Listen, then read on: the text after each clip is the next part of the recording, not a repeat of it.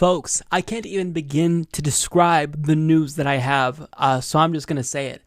Cori Bush just won her primary. She defeated an incumbent, Lacy Clay, whose family has been in office for 50 years. She beat him. It was a narrow victory, but nonetheless, she's going to be going to Congress. This is a blue district. She will be another member of the squad, and I'm honestly I'm speechless right now. This is such a huge, colossal victory for the left. I can't even begin to describe it. This is someone who is going to be an advocate for Medicare for all, an advocate for defunding the police, an advocate for the people, and she's actually going to represent that district adequately. I'm kind of at a loss for words right now because this is such good news. It almost seems like it's unfathomable in 2020 with how much bad news we've been getting, but this goes to show you that the left is in fact rising. Cori Bush just won. I don't know what to say. I don't even know what to say. I'm genuinely excited about this. One of the best candidates running for Congress. If many of you remember, she actually ran for Congress back in 2018 but was defeated. She then kept putting in work, putting in the effort and time, canvassing in that district. She never stopped, and it paid off. And I can't believe this. Last year, after the Knock Down the House documentary aired on Netflix, I brought her, Amy Vilela, and Paula Jean Swearingen on my program, and out of all of them, 2 of them decided to run for Congress again, and 100% of them have won their primaries. I can't process this. What is happening right now? It seems like we're winning. This is what winning feels like. Okay, that's a good feeling. I'm going to hang on to this. Because if you're a left-winger, you don't get to feel this very often, but she is almost certainly going to be a member of Congress now. Because she's winning this district. This was a deeply blue district, and really the primary was everything. Man. A grassroots candidate who ran unapologetically as a progressive. She just beat a political dynasty.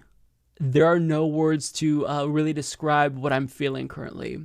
I have chills, down the back of my neck. This feels like a dream. Cori Bush will be in Congress. Wow.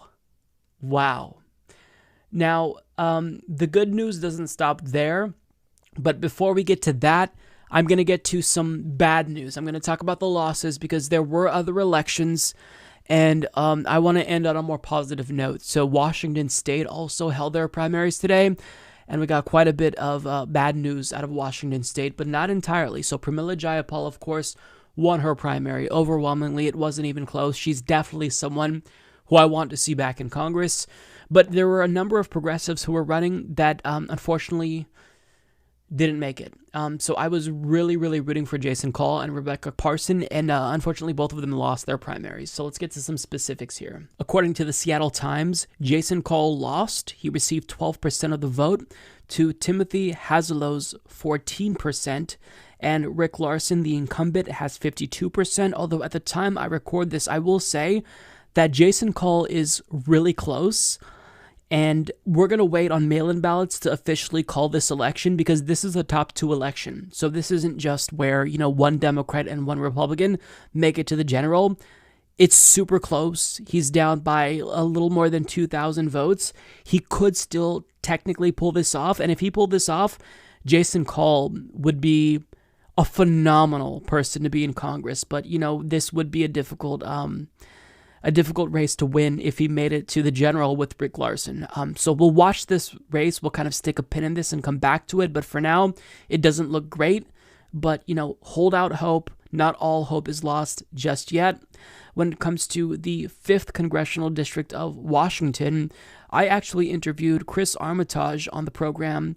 But a few weeks ago, he inexplicably exited the race, suspended his campaign after he reports that he was experiencing, a lot of mental stress and, allegations of misconduct had come up. So he exited the race. So unsurprisingly, he lost. But, this Looks like Kathy McMorris Rogers is poised to win, although we'll see if Dave Wilson can pull it off. I admit I'm not familiar with this politics, but we'll see. In District 6 of Washington, Derek Kilmer and Elizabeth Kreiselmeyer have made it into the top 2. Rebecca Parson finished in 3rd, and it looks like she has a lot of ground to make up if she's going to make it into the top 2, and it doesn't look like she is going to be able to pull this off, unfortunately.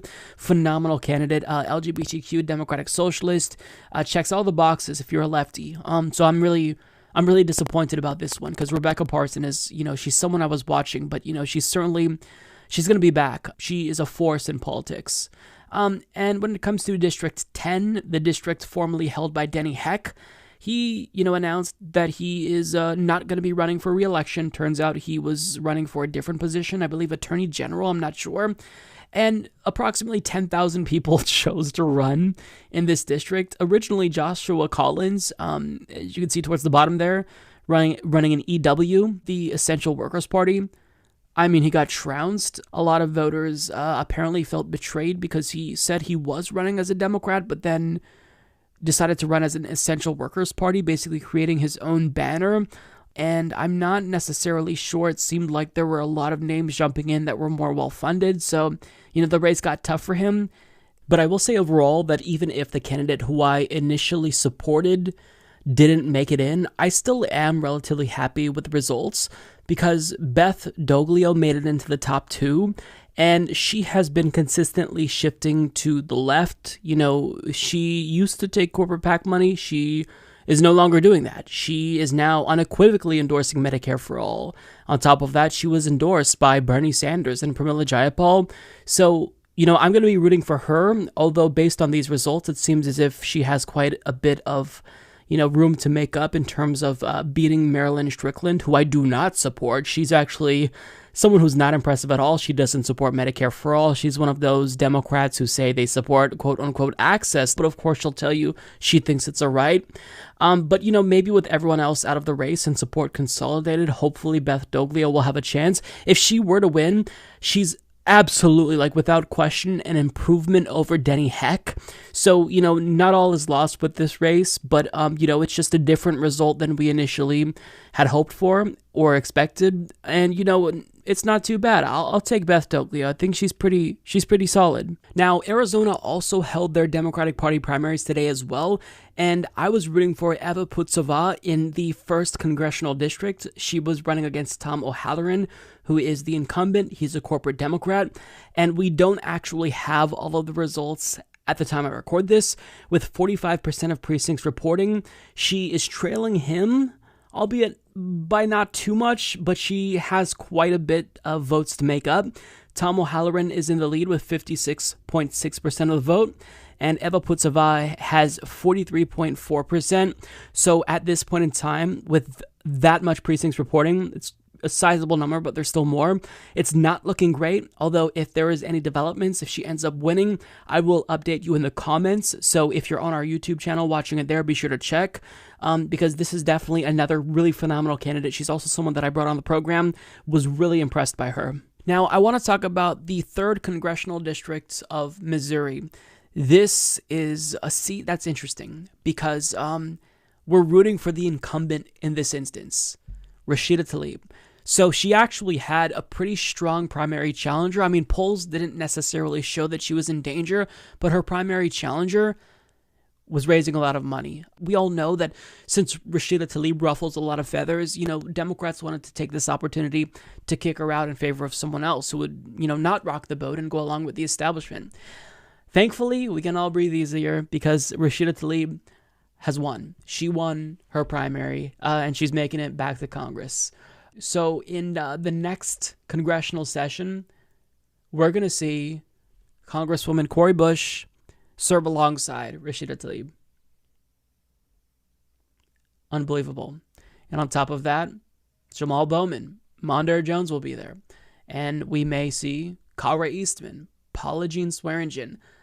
We have really made a lot of strides in this election cycle. We lost the Democratic presidential primary, but in terms of what we're doing in these House races and in local races, I mean, socialists and progressives are really doing a great job. Like, we're unseating incumbents left and right. Like, it's a different game now.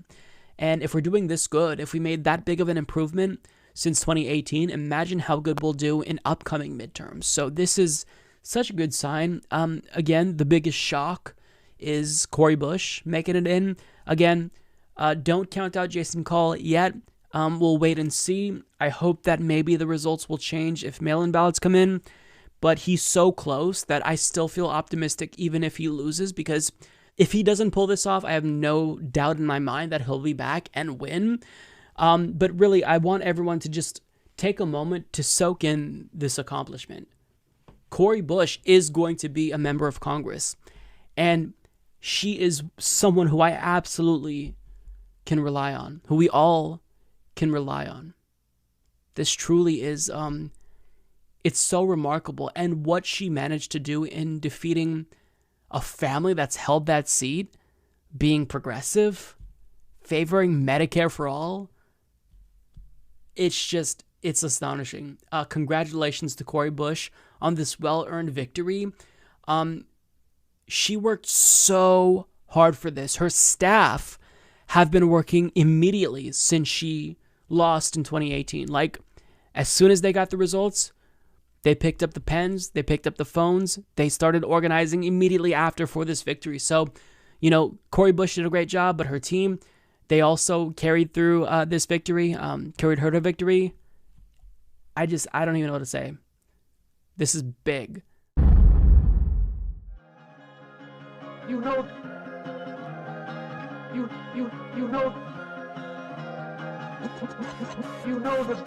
the thing. You're getting nervous, man.